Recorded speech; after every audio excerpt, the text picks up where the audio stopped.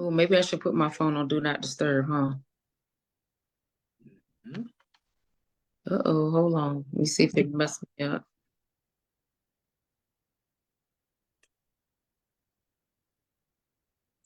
All right, can you see me? Certainly can. All right.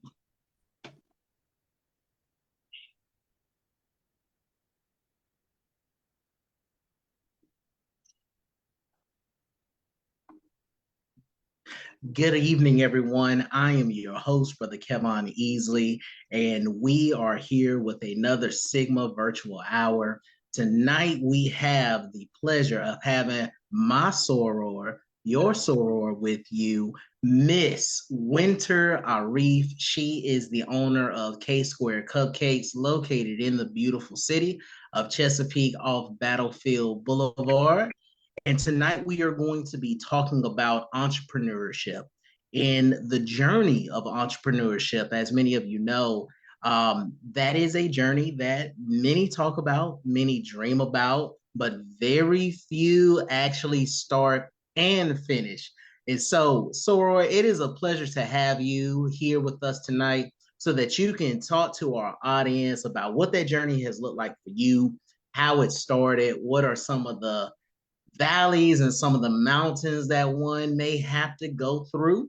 And also to hear you talk about what are some things that people don't think about when it's time to start a business. So I'm going to turn it over to you so that you can introduce yourself to us, and then we'll go into just our questions and just a time where we can hear your experience. So you've got the floor.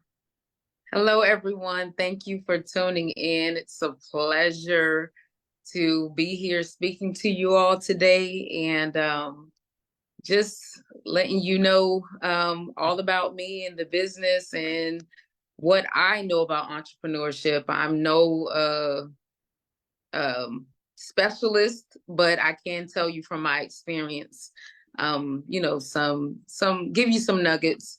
But K-Squared Cupcakes has been in business for 14 years. So I've been working solely for myself for 14 years. And the inspiration behind K-Squared Cupcakes comes from, at the time, my two daughters, Kennedy and Cameron Arif. So my line sister actually, instead of calling her daughter's name is Kennedy, and so my daughters are Kennedy and Cameron, and she would call my daughters K squared. So when thinking about my business name, that stuck. So I, I always have her to thank for that, but that's where the name K squared came from. Oh man, that's an awesome story right there. I know that I believe one of the things that you have to do when you open up your own company is like pick a name. Yes. And okay, they got you. So it's pretty dope to hear that that was the motivation behind your company's name.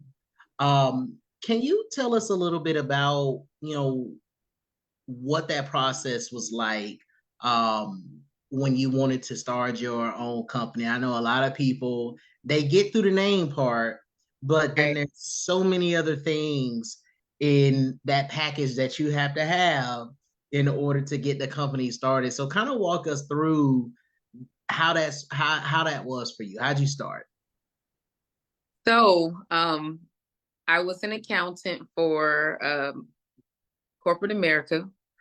And my mother was having a 50th birthday party. So I did the cooking and I did the desserts for the party. Well, people went crazy over the desserts at the party. And so from there, I started taking orders, and the orders just continued to multiply, multiply, and multiply. And so I said, shucks, might want to start a business doing this. And so I had to do some research in, what I needed to do to become a legitimate business. I don't like jail. I don't like none of that stuff. So I wanted to make sure that I did everything by the books, at least, try to. And so upon doing my research, of course, you have to pick a name, but also you have to get certifications when you're doing food service, through the Virginia Department of Agriculture. You have to get inspections and licenses and go down to that particular city and get a license. You have to go to planning for them to approve your location. It was definitely a learning curve. It was one of those situations where it's like, do I do this as a hustle or do I do it legitimate? Because it was just so many steps to becoming a legitimate bakery. But of course, I went ahead and I did it by the books. Okay, so you did it by the books, and I heard you say that there were steps to it. Yes. So, how long would you say a person should put to the side when they're trying to open up their own company? Is it something that happens overnight? Is it something that happened in a week? What was the timeline like for you? Definitely not overnight. And I kind of thought that it would be a really quick process like overnight, but it's really not. And it depends on if you're trying to go into a brick and mortar or if you're doing like a home-based bakery, because you can do both. But the process really, I say roughly about a year to really get everything established, because you also have to have capital to be able to purchase equipment and ingredients and tools to actually make your product. So I would say at least give yourself a year, if not a little more, but definitely a year to really put yourself on a good playing field, because sometimes we rush into things and we really don't understand what it takes, and we kind of sometimes self-abort when we rush the process. Okay. Yeah. So I dig that. Don't rush the process and to make sure you have things in line so that you can be successful and that success can last. Now speaking of success, it's my understanding that you and Food Network ended up having a pretty doggone good relationship. So talk to us a little bit about how K Square Cupcakes goes from Chesapeake, Virginia to the almighty Food Network. So what's up? What happened? Well, we actually have a great relationship, really Mm-hmm. relationship. Um, what happened was I was looking online and I saw a ad for, they said that we're looking for, bakers to compete on the show Cupcake Wars. And I was like, is this legitimate? Like, is this a scam or something? So I emailed them and they told me to send my bio and do like a video, kind of like a video audition. Um, and so I got a call from a producer. And so they said, we, based on your bio, we're interested, a little more interested in your story. And so we want you to do another video, but we want you to do a video kind of like you're in the bakery and working and so I got my mother, because my mother is who taught me how to bake. She's a baker, and she would also bake for other people. And so I got her and we did the video and we submitted it, and they called us again and said, hey, we want to come down and we want to try your product. So I'm getting nervous now because I'm like, oh, this might really happen. And so they actually had someone come down from Maryland. They drove all the way here to actually try my products. And so they got the products, they took some back, and they went back to production, and they called me back and they said, we want to cast you for the show. So I was casted for that show. I've actually been on the Food Network twice. I did the show Cupcake Wars. That was the first. I did that in 2015. And then I did the show Chopped Sweets in the end of 2019. So we definitely have a good relationship. They presented me with some other opportunities, but I'm kind of waiting for one particular opportunity before I go back. Okay. I Yeah, like that. yeah. That's that's amazing and that's a blessing, man, to have someone of your experience and someone with your background to kind of talk about the excitement of what you do and to actually come in and tell everybody, especially the audience, that you've been there, you've been on TV. And I would suspect that the journey from when you started to when you showed up on Food Network, because we know that it didn't happen overnight and we know that it was not easy. Mm-hmm. And I kind of want us to get back to that because you and I had some discussion a little bit of yesterday Yeah. about the importance of talking about those peaks and some of those issues that may arise. So, in your own words, on top of seeing that success at Food Network, um, what was some of the things that you discovered you had to kind of deal with that no one ever told you about? Because the cooking part, boom, you got that. um Getting in front of the camera, you did it, you got that. Mm-hmm. So but behind the scenes there's a lot of work, so tell us a little bit about that. Some of the things that I is just one of those things I really had to learn is about product cost and pricing and accounting for overhead and staffing. At the time I didn't realize even about like the taxes and submitting those and different forms and having an accountant, actually having an accountant, even though that's what I did, but having someone to take care of that because I was trying to do everything. I was trying to be the baker, the CEO, the accountant, everything. And really, those taxes, oof, staying on top of that, the actual business side of it, not just the baking, but the business side, because that that'll take you out of here quick if you don't have that business side right. Um, how to properly calculate the taxes, and then, like I said, staffing, figuring out what your costing is, because you have to include all of your overhead in that. So if I have to pay staff and I have overhead, I have lights, I have gas, I have rent, all of that, that all has to be included in my pricing. And so I was trying to kind of compete a little bit more with the larger bakeries.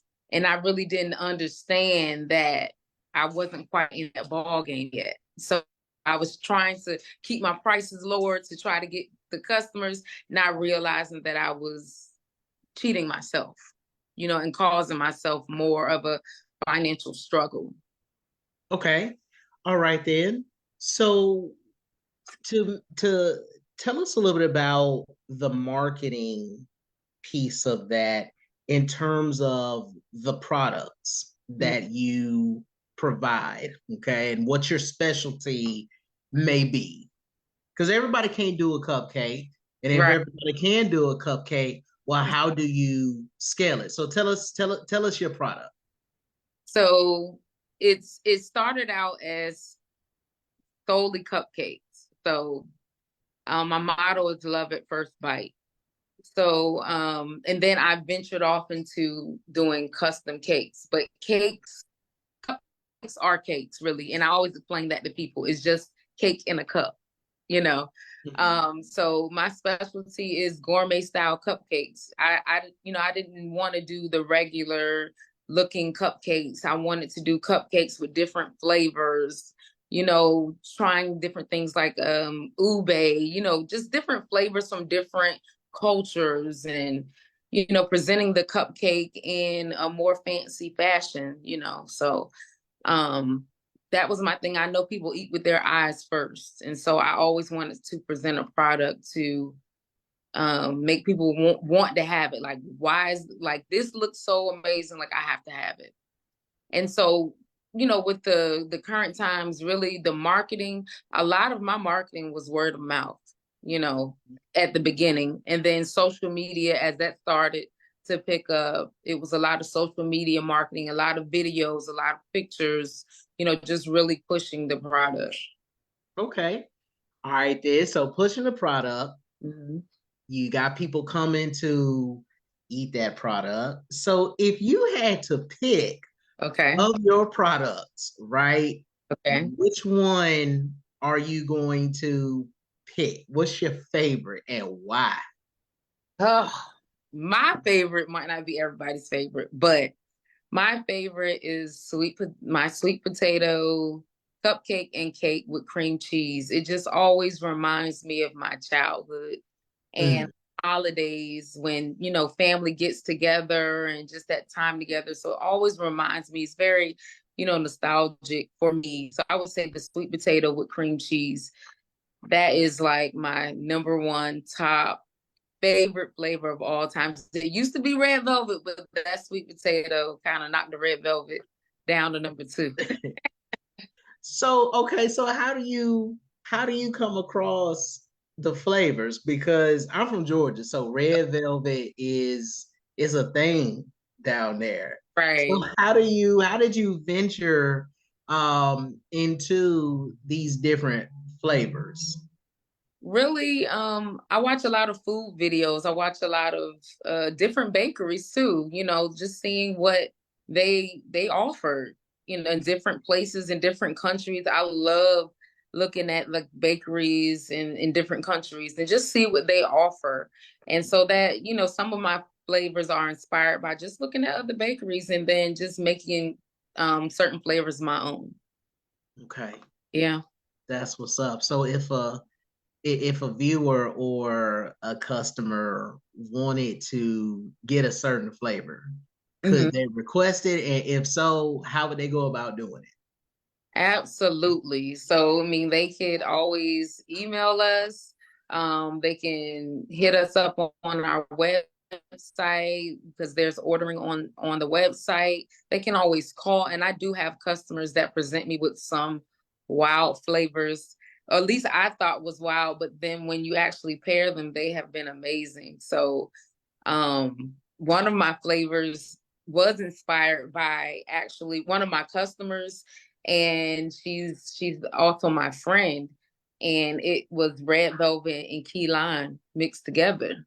Oh And my, first I was like, what is that? Like, oh, like no way. And she was like, I'm telling you, it's big down south. Like you have to try it. She's from Texas. So okay. Honda, if you're up here. So he was like, you gotta try that. So I said, oh, okay, okay, okay. So when I put that thing together, it blew my mind. And so I only offer it during the holiday season, Christmas time. I call it the Grinch. Okay. Yeah, and it is a fan favorite. I mean, people come in droves to get that cupcake and that cake. That's what's up. So, all right, then. So you got the Grinch. What about the other flavors? So I got a little friend that is talking about some of Georgia peach because that's where I'm from. Is that true? You got something like that? I have a Georgia's peach cobbler cupcake. So that Mm. is a cinnamon spice cupcake, right? With a cream cheese icing with a dollop of whip and actually fresh homemade peach cobbler slapped right on the top of it. It is exceptional. Exceptional. And then there's another one which is very surprising, which is called ube, which ube is really a purple yam. And Okay. so it really puts you in mind of sweet potato, but it's more creamy and is actually purple.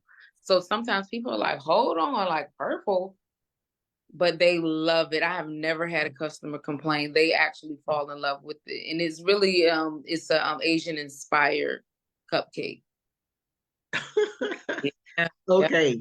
So I so I know that you got a lot of special flavors, and I'm going to come to try some of these cupcakes. Okay. But I also heard you say seasons. So in the spring and in the summertime, what's your flavor line looking like? So in the spring and summer, definitely you gotta hit them with the key lime pie. all-time favorite. And then I do one called the split decision. So it's a banana pudding and strawberry shortcake cupcake in one. Ooh. Ugh, they love it. And then the Hawaiian Delight. That one is it sounds like a lot, but stay with me. It's strawberry, pineapple, coconut, and a little banana in it. And it has toasted coconut on top and a little bit of pecans, just toasted pecans on top. It is exceptional. Exceptional. Those, I know it is. It sounds good. yeah, so those are my heavy hitters for the spring and summer all day. All day. Okay. All right, then. So let's see here. Do you do wedding cakes? I do plenty of wedding cakes. Plenty. Okay. The most stressful times of my life. Me and wedding cakes have a love-hate relationship. I love the design of it, but the stress and pressure of this being one of the bride's like memories, it takes me down. So I stress out, but I'm already a perfectionist, and so I go into overdrive with wedding cakes. My staff knows to leave me alone when I'm doing a wedding cake. I tell them, don't give me no phone calls, nobody talk to me, nothing. Like I'm in go mode until I actually deliver and set that cake up. So yes, I do a lot of wedding cakes. Wedding season is really heavy between April and July, and I do lots of wedding cakes, a lot of tiered, really fancy style cakes. Okay. All right, then. So I know somebody's listening, Mhm. and cats get engaged during the holidays. So in case we got that couple that's gonna do the quintessential proposal, Mhm. talk to us a little bit about some of your pricing, in particularly for the wedding cakes for the planners out there. Then tell us like what wedding cakes would you recommend? So pricing varies based on the design of the cake, based on how many people it serves, based on how many tiers the cake is, and based on how the cake is decorated. So pricing, I can give you the sun, moon, and stars, or I can give you really simple. So it really depends on the bride and groom and what they want. Um, I would say a lot of people say I don't have a budget when they really do have a budget. And a lot of times they'll feel like you're asking them about a budget because you're trying to hit them over the head, but it really is important to find out their budget so I can offer certain suggestions to them, to help design their cake. That process of them coming in, like they're mine until I drop that cake off. And so, I really try to cater to them, and really the cakes are unique to each couple. Everybody Mhm. has their own aesthetic. And so I really try to get to know the bride and groom and, the theme of their wedding. Like I love everything to be cohesive. So I ask a lot of questions about the wedding, and then from there I can come up with the design. Sometimes they bring designs to me and I tell them, okay, I can use this as a base, but let's make this your own. And they usually go with it. Yeah. Okay. All right then. So what would be your favorite I guess what are some good flavors for a wedding cake? I know my wife and I when we got married, you know, we had this understanding that a wedding cake was just like any other cake, and it's not. Right, right. So, what are some approaches to getting a wedding cake in terms of flavor and things? What I tell the bride and groom is to pick like they usually pick different flavors. I say pick a flavor that's your favorite because you're paying, Mhm. right? So the tier that you're cutting and you're gonna serve each other, when you feed each other the cake, pick a flavor that you all want. And then pick a universal flavor like vanilla bean or bourbon vanilla or maybe like a almond amaretto that, many people will eat. But I don't care what I do. Strawberry seems like it just is always in the cards for people. Okay. Strawberry is like number one fan fave for some reason. I try to get them to do little fancy little lemon lavender and lavender chai tea, and they're like, well, I don't want to do that. So I let them, okay, you get your strawberry, it's your cake. So Okay. All right then. That's cool. So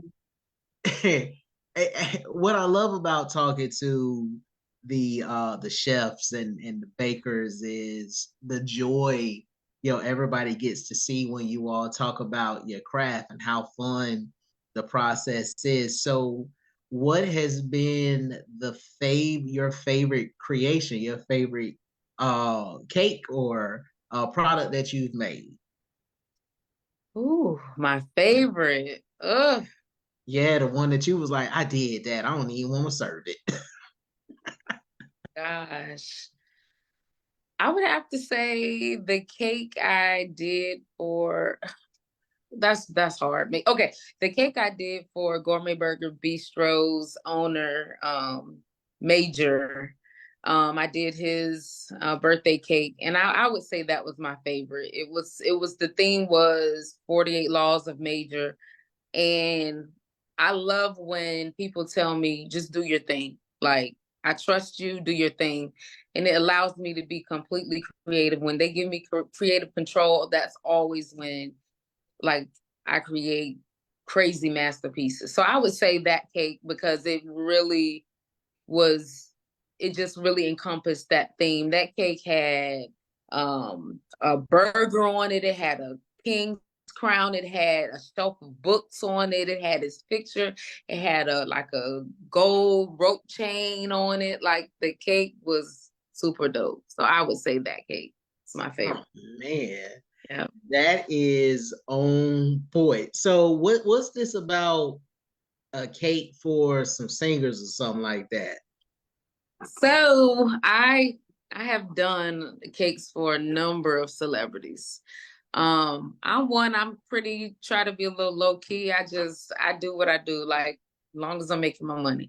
But the more recently I did a cake for Tank, Carl Thomas and Carrie Hilson for the R&B Money Tour. And so I did money stacks for their cake, and they all posted videos, especially Tank. He posted a video saying how amazing that, and I used that sweet potato cake as one of the flavors too that I was telling you about, and they all lost it. Like the reviews were amazing. But I've done a number of celebrities. Uh Gosh, Was the Teddy Riley. money was the money real on the cake? No, so I have an Oh, edible printer. So I oh, okay. printed, yeah. So I made the cake look like money stacks, but I used, edible images on the printer. But I've done a lot of celebrities. I've done birthday cake for Pharrell Williams. I've done cupcakes for Pusha T. I've done cakes for Teddy Riley, Erica Campbell, Tasha Cobbs, Keith Sweat, goodness gracious. Trey Songs. I did a cake for what's the movie? My goodness. What is the movie? I can't even think of the name now. I'll come back to that if I remember it. But I did a cake for a movie premiere. Um so many And celebrities. Yeah, yeah. okay. So that's on point, right? Yeah. I'm trying to get into the party and I need a cake, but when you make the cake, don't print the money. If you could put real money on it, that'd be good. That'd be best cake I ever had. So, Violation. Can't so money. right. So all right. So a lot of people um want to do it and they want to go into business, and starting a business, it looks different for different ethnicities, different genders, different generations. So, what business advice do you have for Generation Z as they come up and they're thinking about what they want to do um, for their future? I would definitely say, really go with your passion, because if this is something that you're going to do day in and day out, you got to love it. You don't want that feeling of dread of going to work every day, but also do your research, because a lot of times we put the cart before the horse and we have the gift and the talent, but we don't hone in on that business part, because so many people, as I said before, their businesses, they self-abort their businesses because they don't have the business and the financial part in order. And so I would definitely say do your research and allow your current job to really help finance your future, your future business. Save up some capital, because it's not easy out here trying to get business loans, especially when you're a startup business. Banks don't want to give you money. They don't. You can have an exceptional credit score, but they want to see records of your business and how long you've been in business, the longevity, and how much money you've made. But if you're just starting out, you don't have that. And so definitely take your time and save your money, because you just, it's not easy just to walk in the bank and get a loan. At least it was not easy for us. I can't speak for some other people, but it's not easy for us. I have saved money for years. I didn't get any business loans to open my first bakery. That was all money from saving and putting away, living very, very beneath my means to finance my business. So everything in my bakery is paid for. Like, it's mine. Nobody can come say they're going to come get it. I paid for it. Okay. Yeah. But that's what I would suggest to them. Do your research and have your business in order, the actual business part in order. You can't hustle forever. No, you can't hustle forever. You got to go legit on that. Yeah. And a lot of people, get overwhelmed with the planning part. Are there any tools out there for new startups that somebody could use? Any apps that can help them objectify and organize their plan?